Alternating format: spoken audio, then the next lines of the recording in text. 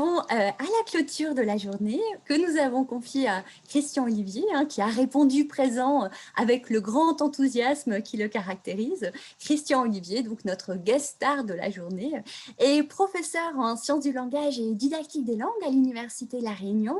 Vous connaissez certainement ses recherches sur l'utilisation du numérique et les didactiques du plurilinguisme. Christian s'intéresse également aux pratiques artistiques et il mène des travaux sur la question à la croisée entre didactique de la littérature et didactique des langues.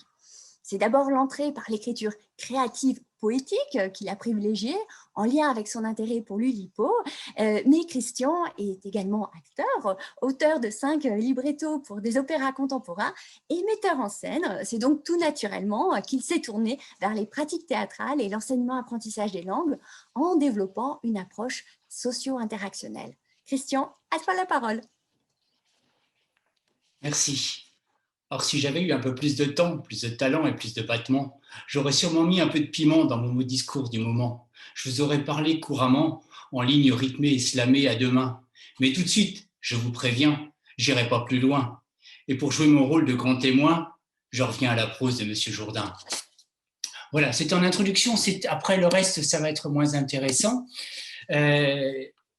D'abord, merci beaucoup à toute l'équipe pour m'avoir invité.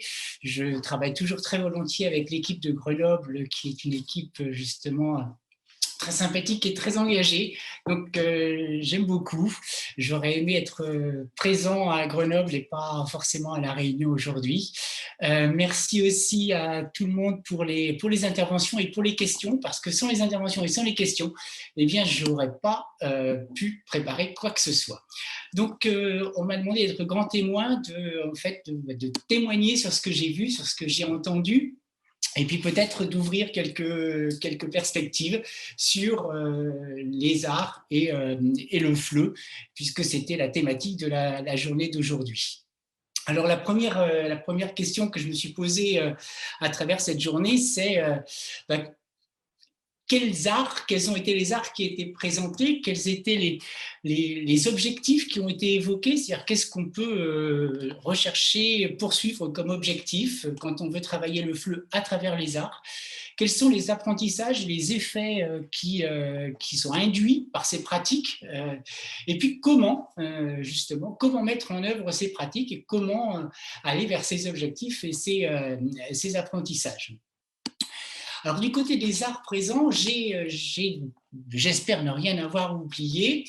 J'ai retrouvé le cinéma, le théâtre, la peinture, à travers la peinture dans les musées, la peinture dans la rue, à travers le street art, la photo, le cinéma, le slam, et puis j'ai cru voir aussi une photo avec des arts plastiques, mais ma mémoire m'a peut-être trahi. Et puis je me suis demandé, mais où est la littérature? Alors oui, elle est à travers le slam, elle était là, mais finalement, elle n'a pas été évoquée. J'ai pas trop entendu le mot littérature. Alors peut-être parce que c'est aussi un art un petit peu à part. Quand on voit les programmes scolaires, on met la littérature dans le cours de français et pas dans les programmes artistiques. Donc c'est peut-être aussi une question à se poser sur la place de la littérature comme art et comme pratique artistique, peut-être pour de futurs forums ou d'autres manifestations. Alors, parmi les objectifs qui ont été évoqués, alors j'en ai noté plusieurs. Là aussi, j'en ai sûrement oublié. J'ai essayé de mettre en fait ici à gauche les objectifs qui sont, je dirais, les objectifs plus traditionnels de l'enseignement et de l'apprentissage des langues, et puis à droite les objectifs qui vont peut-être plus du côté de la pratique artistique, même si ça ne veut pas dire évidemment que ce sont des objectifs qui ne sont pas aussi des objectifs du prof de langue dans sa pratique de tous les jours.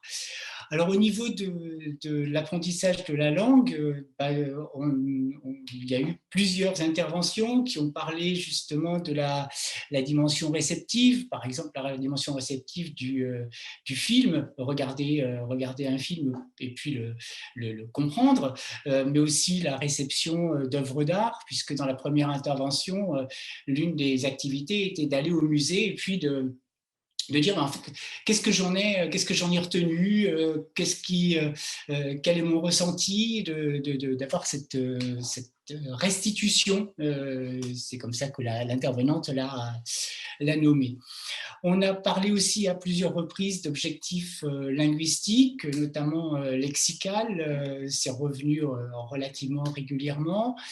On a eu aussi une dimension plus large qui va au-delà de la langue enseignée, mais au niveau des langues et du contact des langues, puisqu'on a vu qu'il y a des actions qui sont menées et qui favorisent justement la prise de conscience des alternances codiques ou des usages translangagiers, plurilingues, effectifs, voire de stratégies, comme le disait notre dernière intervenante, sur le passage d'une langue à l'autre.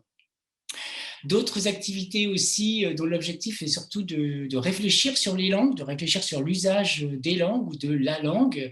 Donc ça, on l'a retrouvé à plusieurs reprises. Et puis des objectifs de type socio-culturel ou socio-linguistique, tels qu'ils étaient par exemple présents dans la première intervention, où il s'agissait de travailler sur les codes sociaux, le fonctionnement des espaces sociaux pour permettre aux personnes donc, qui arrivent en France notamment, de s'insérer dans la société. Et puis plusieurs fois, c'est un élément qui est revenu, la pratique artistique comme entrée dans la ou les cultures francophones ou même françaises parfois. Donc, dans cette pluralité culturelle qu'il peut y avoir, voire d'avoir une dimension interculturelle avec des regards, des changements de regard, comme on en parlait il y a encore quelques minutes. Et donc, on voit aussi apparaître à côté de ça une dimension très fortement interpersonnelle, voire identitaire. Alors, j'ai relevé quelques citations, quelques éléments qu'évoquaient les collègues. La pratique artistique, elle va servir à se sentir à l'aise dans différents environnements, se sentir à l'aise dans la prise de parole, se sentir à l'aise dans un musée, là où les personnes cibles ne seraient pas forcément allées, se sentir à l'aise au théâtre. Je pense que c'est aussi vraiment quelque chose de très important dans le travail en FLES, notamment auprès des personnes qui arrivent dans un pays, de les aider à s'insérer dans des environnements qui ne sont d'ailleurs pas toujours leurs environnements qu'ils fréquentaient dans leur propre pays.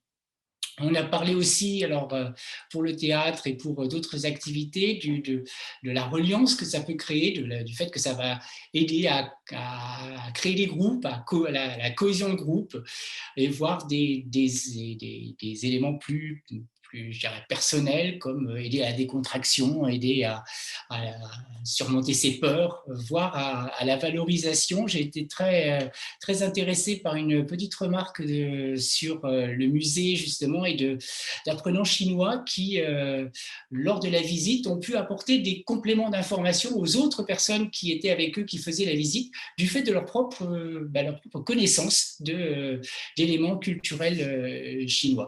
Donc, on voit que c'est une sphère très remplie, une dimension qui peut être sociétale, justement, et qui peut aider à l'intégration, voire il va y avoir une dimension inclusive pour tout le monde.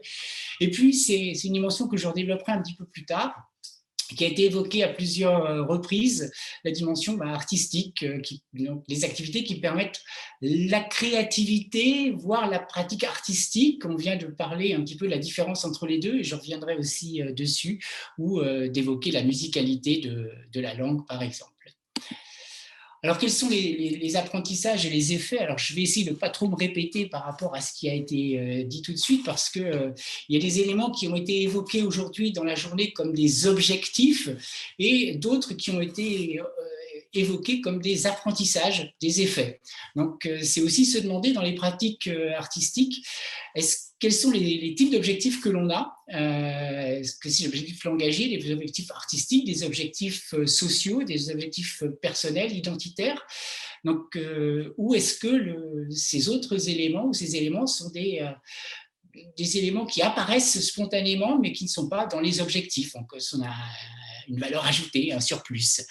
Alors, dans les apprentissages qui ont été évoqués, eh bien, on voit clairement la découverte d'éléments culturels, des espaces francophones, des apprentissages langagiers qui ont été évoqués, des apprentissages linguistiques au niveau du lexique notamment, au niveau de la phonétique, comment apprendre aussi, apprendre comment mieux prononcer, à mieux dire, et même apprendre du lexique comme on l'a vu dans l'intervention sur le théâtre.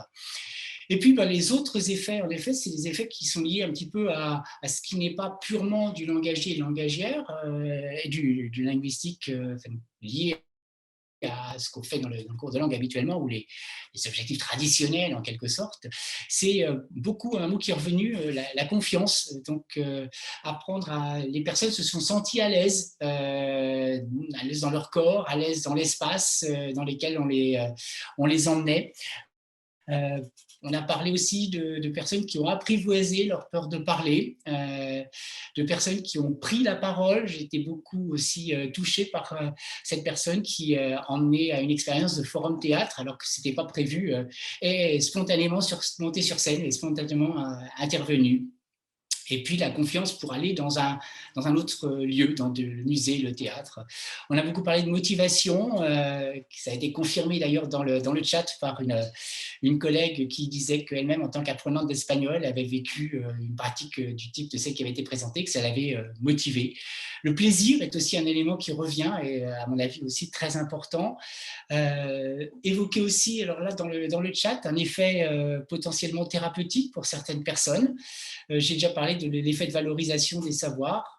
Et puis là, dans la dernière intervention, on parlait aussi justement de pratiques qui déjouent les hiérarchies et qui conduisent éventuellement à changer de point de vue.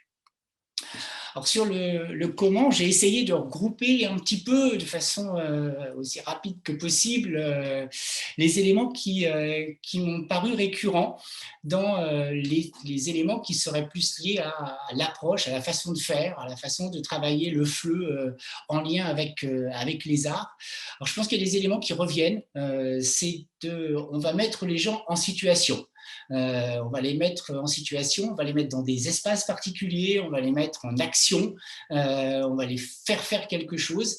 Et très souvent, c'est revenu, on va les faire faire quelque chose ensemble, entre eux ou avec d'autres personnes. Mais cette idée c'est pas tout seul, c'est avec d'autres personnes qu'on va le faire. Et puis, l'idée qu'on va essayer de proposer des activités qui sont plaisantes, motivantes, qui vont permettre d'aller vers une sorte d'ailleurs que la classe de langue habituelle. Quelque chose qui est revenu aussi, à mon avis, qui est un point important dans cette façon de faire. L'une des questions qui revient, c'est est-ce que je fais seul ou est-ce que je fais avec des personnes, voire des institutions extérieures qui vont me soulager en tant qu'enseignant, m'aider à mettre en place tout cela. Et j'ai relevé une question qui est revenue quelquefois, c'est si je le fais seul, eh bien, qu'est-ce qu'il faut que je sois Est-ce qu'il faut que je sois prof de lettres moderne avant? Est-ce qu'il faut que j'ai pratiqué le théâtre? Est-ce qu'il faut que j'ai pratiqué les arts, etc. C'est une intervention qui est revenue, une interrogation qui est revenue. Et donc, en fait, ce que je retiens, c'est qu'il y a beaucoup de questions. Donc, c'est très bien cette journée parce que je trouve que c'est bien les journées qui apportent des réponses et c'est bien les journées qui ouvrent les questions, qui permettent des espaces de dialogue et qui permettent de repartir en réfléchissant. Alors, j'ai remarqué que beaucoup de questions étaient des demandes d'exemples ou de précisions sur les mises en œuvre concrètes. Donc, là aussi, peut-être que justement, il y a encore un besoin dans la littérature, dans la diffusion d'exemples concrets, de mise en œuvre concrète de ce qu'on pourrait, de ce qu'on peut faire. Aussi, dans les exemples concrets, par exemple, comment transmettre les consignes, c'est quelque chose qui est revenu aussi avec le niveau A1. Qu'est-ce qu'on peut proposer, à quel niveau, quelle proposition pour les débutants, mais aussi des questions que je trouve tout à fait intéressantes autour de la matérialité, en quelque sorte, de ces expériences. Par exemple, si on tourne ou si on fait des photos, où se procurer le matériel. Alors, la collègue nous disait justement, par exemple, en faisant intervenir des professionnels qui l'apportent ou en allant dans les lieux où les professionnels interviennent. La temporalité du cours et du projet, qui n'est pas forcément la même, de cours parfois de 50 minutes, 45 minutes, 1 heure, et d'un projet qui va durer plus longtemps, voire même d'un film qui va durer plus longtemps. Et puis, puisque c'est souvent des projets aussi pour certains, comment financer ces actions. Et puis une question qui moi m'a particulièrement intéressé, c'est la place de la dimension artistique. Une collègue, je ne sais plus, ce matin demandait à propos du tournage de vidéos en Espagne, donc avec des élèves, est-ce que le travail de scénario, de scénarisation, de séquençage, de montage avait été mené en classe? Donc en fait, la dimension artistique de la vidéo. Et puis une question de notre dernière intervenante sur qu'est-ce que c'est l'art. Et donc c'est là-dessus que je voudrais, pour finir en 5 minutes, vous proposer quelques pistes de réflexion à partir de ce qui a été du présent de la journée, et de voir comment est-ce que aller peut-être plus loin, et de voir comment est-ce qu'on peut articuler français et pratique artistique, donc passer de enseigner le français à travers la pratique artistique, vers lier encore plus les deux. Alors, il y a un mot qui est revenu tout à la fin, et j'avais commencé à préparer à la pause de midi quelque chose là-dessus, donc ça m'a permis d'approfondir un petit peu l'idée de empowerment. Je pense que les pratiques qui ont été présentées, elles ont quelque chose en commun, c'est de donner en quelque sorte du pouvoir, donner de la place à la personne. Alors, si on revient tout à fait aux origines de ce terme de empowerment à Rapaport disait, lui, en fait, l'empowerment, il y a 2 dimensions importantes. Il y a la dimension, évidemment, des droits, c'est faire en sorte que les gens prennent conscience de leurs droits, de ce qu'ils peuvent faire, mais aussi, c'est bien de dire aux gens, vous pouvez aller au théâtre, vous pouvez écrire, vous pouvez faire du cinéma, vous pouvez faire de la vidéo, mais est-ce qu'ils en ont les moyens? Et donc, Rapaport disait qu'il faut s'intéresser à la fois aux citoyens et à la fois à l'apprenant. Et je trouve que dans ce qu'on a vu aujourd'hui, il y a eu pas mal de choses qui vont dans ces 2 directions. La direction on va permettre aux personnes, leur donner l'occasion on va les habiliter, les légitimer à prendre la parole, à investir des espaces, à pratiquer les arts. Or, souvent, certaines personnes se disent l'art, c'est pas pour moi, le théâtre, c'est pas pour moi, le slam, c'est pas pour moi, la peinture, c'est pas pour moi. Mais peut-être que si, justement, mais c'est quelquefois avoir le droit de faire. Foucault en parlait beaucoup pour la littérature, et que les gens, justement, ne se donnent pas le droit, l'habilitation à prendre la parole littéraire. Et puis donc, accompagner aussi dans cette prise de droit, dans cette possibilité de prendre la parole, d'investir des espaces, de pratiquer les arts, etc. Donc, on a vu pas mal de choses qui ont été évoquées. Donc, l'adaptation aux besoins, aux niveaux et aux volontés aussi des apprenants. Tout le monde ne veut pas faire du théâtre, tout le monde ne veut pas faire dans quelle direction on veut aller. On a vu des pistes. Et je pense qu'il y a peut-être une réflexion à mener sur quels sont aussi au niveau des objectifs, les littératies qu'on veut développer. Donc les littératies en langue, mais aussi les littératies en art. Donc littératie compris justement pour dépasser la notion de connaissance et de compétence, mais aussi comme des consciences, la conscience que je peux faire quelque chose, la conscience de ce qu'est l'art, mais aussi des attitudes d'ouverture à l'art, des attitudes d'ouverture à l'autre, etc. Et je crois qu'il y a quelque chose qui est intéressant dans ce qui a été montré, c'est qu'on va d'un apprenant qui est simplement apprenant, je dirais, à un apprenant qui devient un usager des langues et un usager des arts et un usager légitime. Alors ça m'a poussé à me demander eh bien, comment conjuguer littératie artistique et littératie langagière, qui ne sont pas forcément les mêmes littératies. Alors je me suis dit que dans les approches qui ont été présentées aujourd'hui, il y a des approches qui ont des orientations différentes. Il y a des orientations qui sont plus orientées vers la réception. On va recevoir un film, on va dire comment on l'a reçu, on va aller au musée, on va dire comment est-ce qu'on a l'émotion que l'on a pu ressentir devant une toile. On a vu deux exemples d'élèves avec une émotion personnelle et une émotion fictionnelle. Donc, c'est des orientations plus vers la réception, d'autres qui sont plus orientés vers l'observation et la réflexivité. On l'a vu par exemple sur le slam aussi, sur la prise de conscience de la musicalité ou des choses dans ce genre-là, des alternances codiques. Et puis des approches qui sont plus orientées sur la pratique artistique ou créative. Alors, on a vu un petit peu la différence dans la dernière intervention, avec ou socialisation hors du monde éducatif. C'est-à-dire qu'il y a des pratiques qui sont socialisées dans la classe et d'autres qui sont socialisées en dehors, dans un théâtre, par exemple, pour le dernier exemple. Et je me dis qu'une des pistes peut-être à réfléchir, c'est se demander comment est-ce qu'on pourrait peut-être conjuguer les approches un petit peu dans une pédagogie des arts. Justement, quand on regarde la pédagogie des arts ou la pédagogie de l'œuvre, la Werkpädagogik en Allemagne surtout, c'est de conjuguer à la fois, je vais observer les pratiques artistiques pour pratiquer moi-même, et à travers ma propre pratique artistique, je vais essayer de mieux comprendre le phénomène artistique, de mieux comprendre ce que c'est que l'art. Donc, ces deux éléments, et la pratique va m'aider à faire du français et va m'aider aussi à parler de l'art, donc d'essayer de conjuguer ces deux dimensions.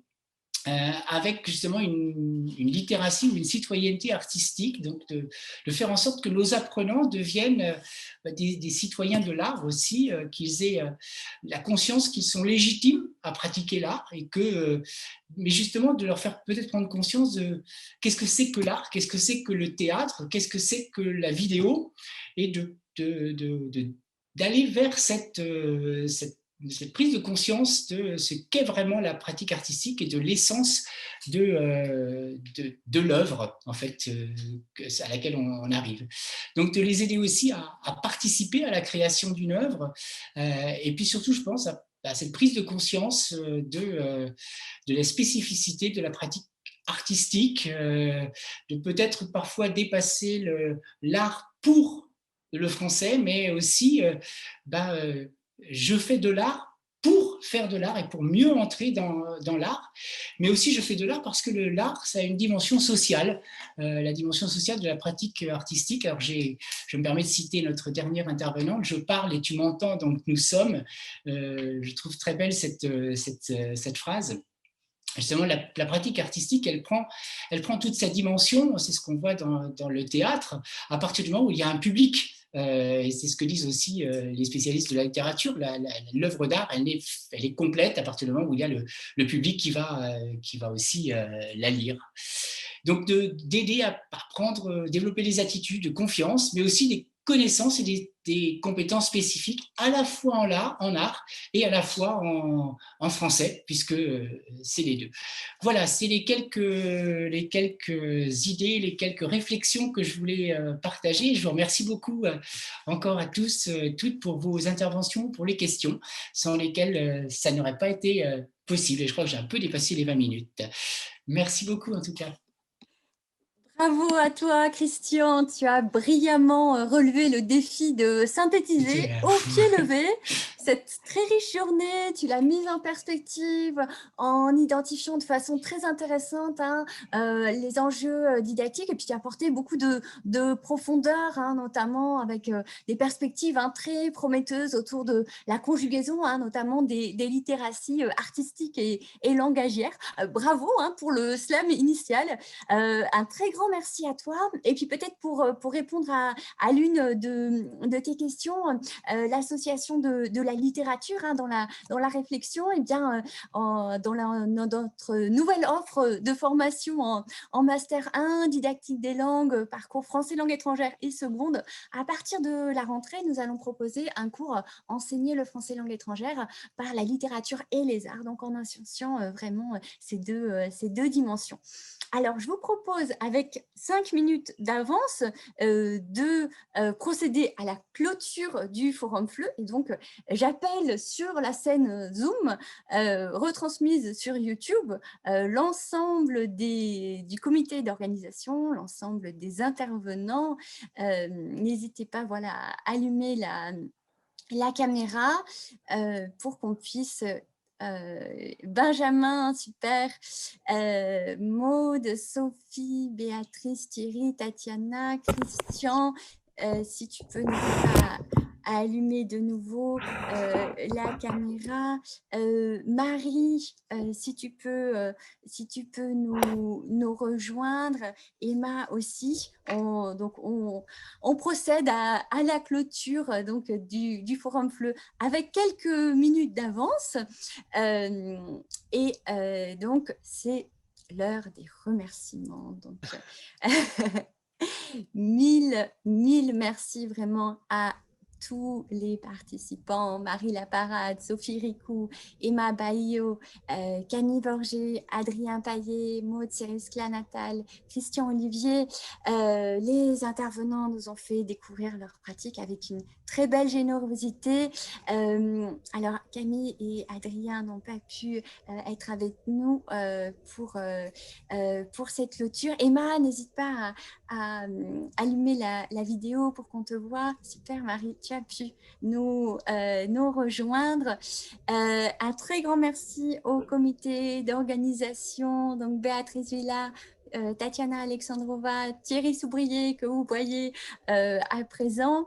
Des remerciements très appuyés aussi au service de la DAPI, Benjamin Servanton, Baptiste Gire. Alors, il n'a pas la caméra, je ne sais pas si tu peux nous faire un petit coucou. Ah, génial, super.